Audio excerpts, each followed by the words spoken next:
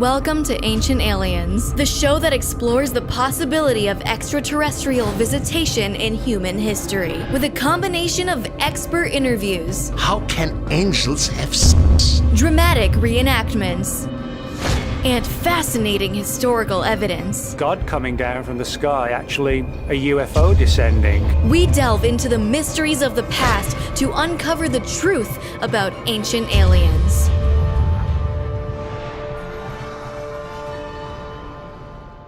Ancient Aliens gets a lot of flack, perhaps for being factually incorrect, or suggesting that every natural disaster was caused by aliens. The Great Flood was created by extraterrestrials on purpose. And no one is safe. Everything from the pyramids of Giza to some rocks in Florida were created by aliens, or by using alien technology. Utilized anti-gravity to levitate and distribute the enormous rocks used to build Coral Castle. And every one from Leonardo da Vinci to Moses from religion to the founding fathers of the United States had contact with and were influenced by aliens. Is it really possible that Leonardo da Vinci may have obtained his incredible creative and scientific knowledge as the direct result of an extraterrestrial encounter? Every one from the Greek gods to Adam and Eve were alien hybrids themselves. Yes, that's right. Alien hybrids. Adam was created from a human-like race that already existed on Earth. They even suggest that when we landed on the moon, that the astronauts may have had another, more top-secret assignment to contact aliens. Ancient Aliens has been on the air from 2009 to... It's still going? How have they not run out of shit to talk about? They're on season 18. And so I counted, they've done over 18 episodes dedicated to God and or the Bible itself, not including when they mention it constantly in almost every episode, nor when they mention other religious texts like the ancient Indian Mahabharata or the Quran. They even have episodes dedicated to aliens and Bigfoot, aliens and dinosaurs, aliens and insects. Why not? You can tell that they started running out of ideas too, because by season 16 they had William Shatner on an episode for some reason, and then by season 17 they were just doing top 10 lists. It premieres on History Channel under the genres of documentary and science fiction, and stars one of my favorite TV hosts, Giorgio Tsoukalos, made famous by this meme. I'm bringing you back to 2009. And he's described on the History Channel cast website as a hybrid between Carl Sagan and Indiana Jones. And he ended up getting his own TV show on the network. Can you guess what he does in that show? And to see if there are any real connections between extraterrestrials and the founding of America. So that one's just called In Search of Aliens, but I actually lied. He has 3 more shows. He's got Ancient Aliens, The Ultimate Evidence, Ancient Aliens, Declassified, Ancient Aliens, Giorgio Tells All. This guy's more dedicated to aliens than Tom DeLonge writing an entire song called Aliens Exist in 1999. So you might be thinking, probably not, what are this guy's qualifications? Is he a scientist, perhaps? An astronomer? Archaeologist? He graduated in sports medicine. But his love for uncovering the truth about aliens always puts a big smile on my face because he is so animated. Even though the person doesn't have any powers at all. Ancient Aliens also stars author David Childress, whose IMDb page describes him as the real-life Indiana Jones. Wait a minute. I thought Giorgio was the real-life Indiana Jones. Are they both Indiana Jones? Anyway, he writes books about ancient mysteries and unexplained phenomena, and is known for his book series Lost Cities. Lastly, this guy, how can angels have sex, is the author of a very famous book called Chariots of the Gods, written in 1968, which ended up actually being a very controversial book because it was one of the first to suggest that the technologies and religions of many ancient civilizations were given to them by ancient astronauts that were welcomed as gods. Well, it ended up getting turned into a documentary of the same name in 1970. I tried to watch some, but it was honestly boring as hell. But this documentary actually ended up skyrocketing the popularity of the ancient astronaut theory that Eric is hailed as one of the forefathers of. Is this sounding more familiar?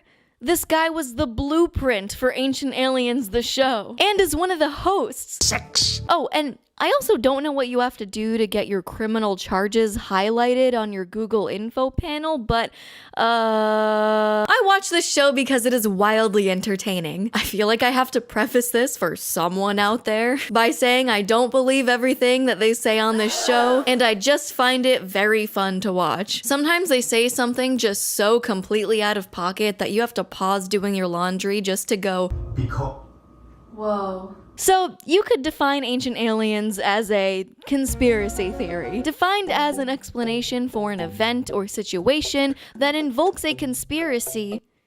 You can't use the word in the definition.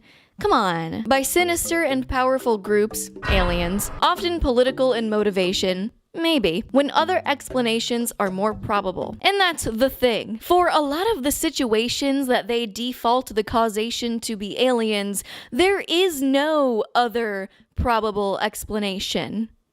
Well, depending on who you ask. They remain to be ancient mysteries, like how the pyramids were built, the purpose of the Nazca Lines, or the famous Mayan pyramids, or even how Jesus floated away on the third day of his burial. Happy Easter, y'all. This was him getting abducted into a spaceship. So for this lovely holiday season, you can enjoy this video at any time of the year though, I want to talk about some Bible stories that we all know and love. Starting with the reason for the season, the birth of Jesus Christ himself, according to Ancient Aliens. Who were they? Why did they come? What did they leave behind? Where did they go? Will they return? Ancient Aliens. Once again, this is a disclaimer. Your relationship with God is none of my business. I'm treating this show as purely entertainment, not meant to be taken seriously, and also I'm not saying whether you should or shouldn't believe these Bible stories. I just think we can all have a little laugh today. According to the Bible, it's the story that they all taught us, whether we wanted to learn it or not. Mary was selected by God to have his only son, Jesus. So she was by the Holy Spirit, and in Bethlehem, Mary and Joseph stayed at some dude's stable because they were in town for a mandatory census, and Airbnb prices were really expensive, so they had nowhere to stay. Mary popped out Jesus, she threw him in the manger, she gently put him down in the manger. Some days later, 3 wise men visited baby Jesus and gave him gold, frankincense, and myrrh. Well, according to Ancient Aliens, this is not the whole truth. According to Ancient Aliens, These strangers had sex with beautiful young girls on our planet. therefore, Mother Mary was impregnated by the Holy Spirit, right? Wrong. The Holy Spirit, the Immaculate Conception, was an alien impregnated Mother Mary. And they believe that these extraterrestrials are some kind of gods. And so she gave birth to the half-alien, half-human hybrid known as Jesus. And this is further supported by this painting that has a spaceship in the background pointing a beam of light at Mary, But it's also very possible that he might have been an extraterrestrial. who, since he was very wise, was sent here to teach us things and good values. So that's your new version of Christmas. You might have to adjust your nativity scenes at your local church to align with this story, but there you have it. Jesus' dad was an alien. This does imply that God was an alien. Jesus is half alien himself, of course. But weirdly enough, this isn't the first or only time that someone was mysteriously born in ancient biblical times. Which brings us to the next story I wanted to talk about.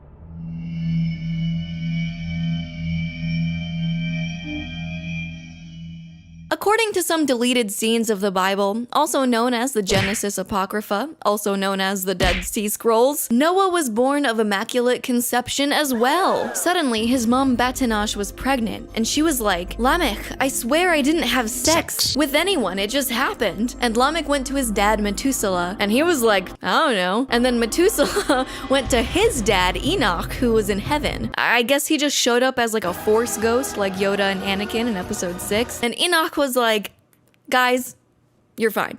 Lamech, your wife is telling the truth, and your son is going to have great purpose and be the father of the new world or something like that. And they were like, okay, understandable, that's fine. And so Noah was born. None of these words are in the Bible, and that's a joke that actually makes sense. So now we get to Noah's Ark. Let me tell you how Noah's Ark goes down canonically in the Bible. Once upon a time, God created Adam and Eve. The descendants of Adam and Eve became wicked, and they kinda sucked.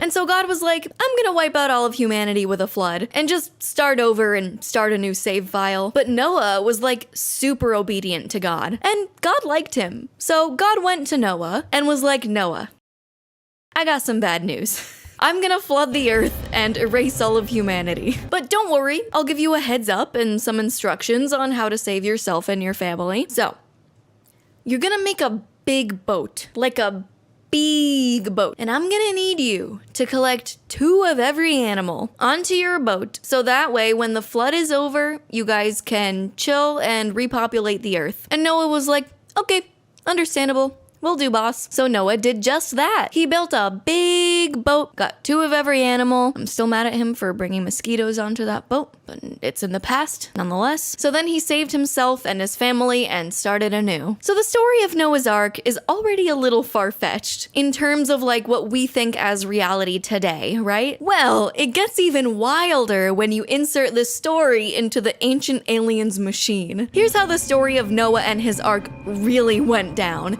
according to ancient aliens. Noah's mom impregnated by aliens.